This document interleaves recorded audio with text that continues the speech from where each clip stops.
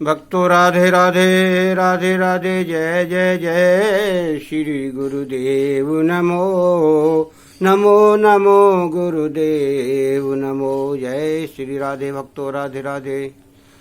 भक्तों, ज्ञान की चर्चा में कितना भी बढ़ाते जाओ, कितना भी कम करते जाओ, कभी खत्म होने वाला नहीं है।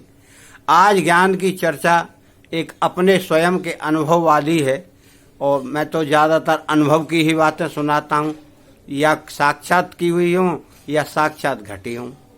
तो एक बार की बात है, बड़े विचारशील थे हम लोग, जो है आ रहे थे ट्रेन में सफ़र करते हुए, और वहाँ साधु संत मंडली आती है ही ट्रेनों में, उनके साथ हम भी बैठे थे, क्योंकि सत्संग में तो हम बहुत शुरू से हैं।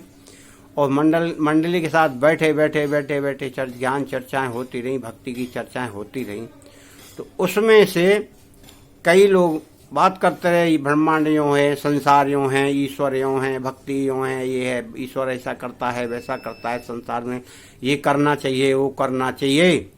मगर क्या है कि कभी किसी ने ये नहीं बताया कि ये ब्रह्मांड कैसे बना और क्यों बना और किसने बनाया। तो इस पर एक भक्त बोल उठे। भक्त बोले, बाबा आज तक हमें ये समझ में नहीं आया, सब ब्रह्मांड की बात करते हैं, इस ब्रह्मांड को किसने बनाया और फिर क्यों बनाया, उसे क्या जरूरत पड़ी। तब तो महात्मा जी सब इसका जवाब नहीं दे पाए। बोला, भाई ऐसा हम सुनते आए हैं, शास्त्रों में लिखा है, ज्ञान लिखा है और वेदों में लिखा है, पुराणों में लिखा हो, उसी का अनुसरण हम लोग करते हुए आए हैं। ऐसा करते करते ज्ञान चर्चा चली गई और उसके बाद सारे लोग ट्रेन से उतरकर अपने अपने घर चले गए। उसके बाद किसी को कोई ज्ञान नहीं, ध्यान नहीं। परंतु क्या हुआ कि वो प्रश्न किसी के दिमाग में लगा रहा, किसी के दिमाग से उतर गया, कोई सोचता रहा, कोई उसका जवाब ढूंढता रहा, किसी ने पा लिया, किसी ने नहीं पाया। सभी लोग इसी धुन बुन में लगे रहे और अपने अपने काम में लग गए। आखिर क्या हुआ, उनमें से मैं भी एक था। मैं भी सोचता रहा, बहुत लोगों से विचार भी लिया, बहुत लोगों से चर्चा भी की, उतना ज्ञान भी नहीं था पूरी तरह से। क्या कि ना तो बचपन था, ना ज़्यादा उम्र थी, ऐसी कोई रही होगी 30-35 साल की। उसके बाद भी नहीं कोई आया तो बीच बीच में कभी कभी याद आ जाती थी। तब एक दिन फिर जहाँ मैं रहता था, फिर वही चर्चा छिड़ गई और लोगों में ये प्रश्न पैदा हो गया, 2-4-6 लोगों में।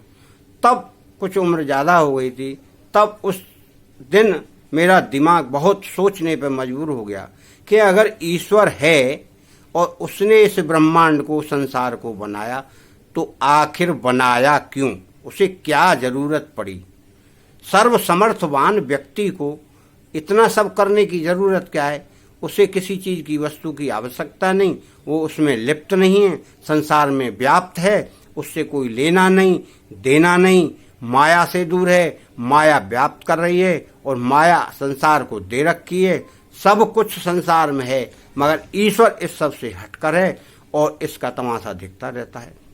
ये सब सोचते सोचते मैं विचारशील हो गया। घर में पत्नी बोली, ये क्या सोच रहे हो।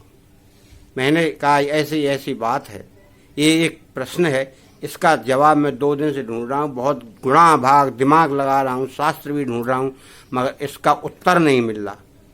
तो वो बोली, बस ये तो छोटा सा प्रश्न है, इसका जवाब तो मैं से दे सकती हूँ। उन्होंने कहा, तुम दे दोगी।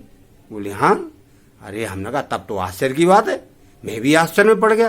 कह रहा, इसका तो बहुत छोटा, बहुत सरल उत्तर है। मैंने, इतना सरल है। बोला, हाँ। तब तो मैं और उत्सुक हो गया। तो हमने कहा, भाई बताओ, मुझे तो लोगों को बताना है कि इसका भाई उत्तर ही है। तब उनने बताया कि आपने ये फुलवारी लगा रखी है अपने घर में। बोला, हाँ। बोला, क्यों लगाई है। बोला, अच्छी लगे, सुंदर लगे, मन बहले, आनंद आए। बोला, बस यही एक कारण है, ईश्वर ने ब्रह्मांड को, संसार को इसीलिए रचना की है ना कि अपने लिए कि मुझे लोग पूजें, मुझे लोग मानें, मुझे लोग ऐसा महत्व दें। इसलिए नहीं, ईश्वर को, इस संसार को देखकर बड़ा आनंद आता है। कोई कुछ कर रहा है, कोई कुछ कर रहा है, और उसी आनंद को प्राप्त करने के लिए भगवान मृत्यु लोक में बार बार जन्म लेते हैं, जब ज़्यादा अधर्म बढ़ता है तब। और जो मृत्यु लोक में जन्म नहीं ले पाते या लेने की इच्छा रखते हैं, वो भगवान की लीलाओं का स्वर्ग से ही, अपने अपने लोकों से ही दर्शन करते रहते हैं और उनकी लीलाओं को देखते रहते हैं कि भगवान कैसे कैसे विचित्र आचरण में मृत्यु लोक में लीलाएं कर रहे हैं। जैसे कृष्ण लीला उन्होंने देखी, राम लीला उन्होंने देखी।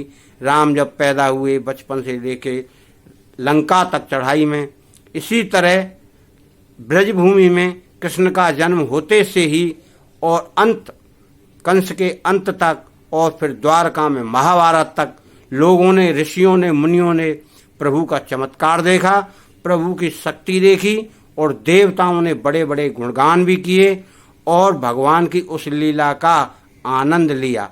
और भगवान अंत काल में मनुष्यों की तरह ही रहे, मनुष्यों की तरह ही उन्होंने धर्म का निर्वाह किया, लोगों को ज्ञान दिया, और उसी महाभारत में एक महान ग्रंथ की रचना करवाई जिसका नाम है गीता। और उसी गीता में भगवान कृष्ण ने गाया कि जो इस गीत को गाएगा वो मेरा सबसे प्रिय भक्त है।